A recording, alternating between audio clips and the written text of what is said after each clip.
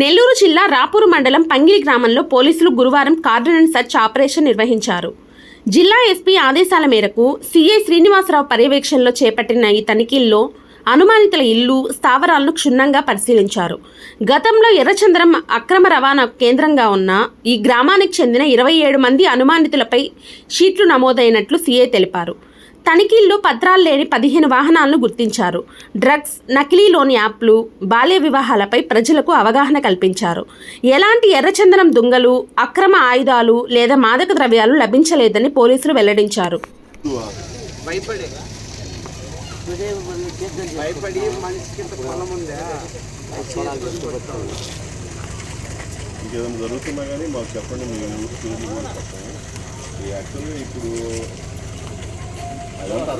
ఎక్కువగా red hand జరిగేది, దాని మీద మీ ఊళ్ళో దాని మీద ఎక్కువ కేసులు కూడా తీసుకోండి అయినా లేదా?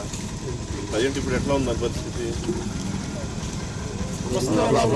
ప్రస్తుతం ఎలా ఉందన్న ఎస్పీఎస్ఆర్ నెల్లూరు డిస్టిక్ ఎస్పీ గారి ఆదేశాల మేరకు కంటిన్యూగా cash operation, cordon and church operation మనకు వలనరబుల్ ప్లేసెస్ అంటే నేరాలు ఎక్కువ జరగడానికి ప్రోన్ ఉన్నటువంటి ఏరియాలని చుట్టుముట్టేసి ప్రతి పిన్ పాయింట్, ఎవరి పాయింట్ కూడా మనం చెక్ చేసి దాన్ని ఏమీ లేదని నిర్ధారించుకున్న తర్వాత కాంట్రాబ్యాండ్స్ కానీ, ఇల్లీగల్ ఏదైనా వెపన్స్, ఇక ఆల్ కాంట్రాబ్యాండ్స్ ఎందుకు ఏదైనా కానీ, అఫెండర్స్ గురించి కానీ, ఎవరన్నా ఇతర రాష్ట్రాల వ్యక్తులు మన దగ్గర ఇల్లీగల్గా ఆశ్రయం ఉండటం కానీ, నేరస్తుల గురించి కానీ, వీటన్నిటి గురించి క్యాష్ ఆపరేషన్ చేయకుండా ఇది కంటిన్యూగా మా జిల్లా వ్యాప్తంగా జరుగుతుంది.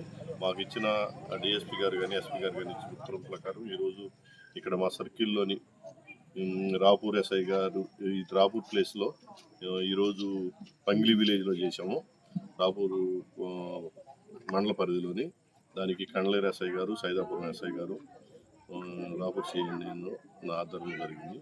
దీంట్లో ఈ విలేజ్ని మెయిన్ ఎన్నుకోవటానికి ఏంటంటే, ఈ గతంలో రెడ్ హ్యాండిల్ ఉధృతంగా స్మగ్లింగ్ అయ్యేటప్పుడు ఈ విలేజ్ అత్యంత కీలకమైన పాత్ర పోషించి ఇక్కడ చాలా ముఠాలు వాళ్ళందరికీ సహకరించి రెడ్ హ్యాండిల్ ట్రాన్స్పోర్ట్ చేయడానికి కానీ, వీళ్ళ మీద కూడా దాదాపుగా ఒక 27 మంది మీద రెడ్ హ్యాండిల్ సస్పెక్ట్ షీట్స్ కూడా ఉన్నాయి.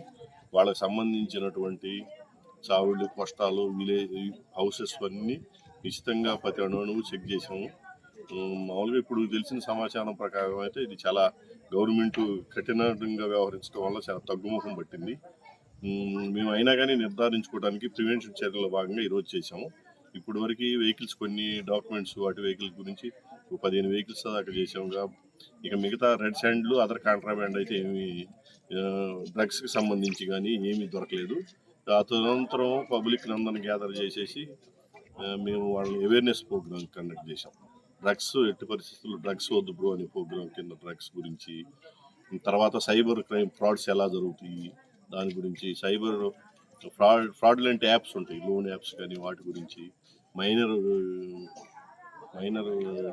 బాల్య వివాహాల దాని గురించి, క్రైమ్ అగెనిస్ట్ చిల్డ్రన్, ఉమెన్ గురించి, మరియు accident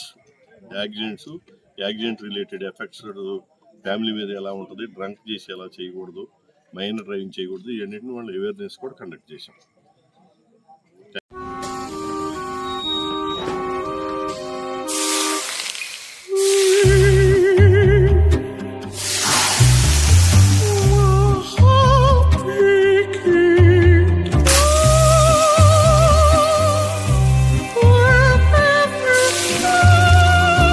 No matter the heat outside, stay cool inside with energy-efficient windows from Asahi System Windows. Please subscribe SS News AP.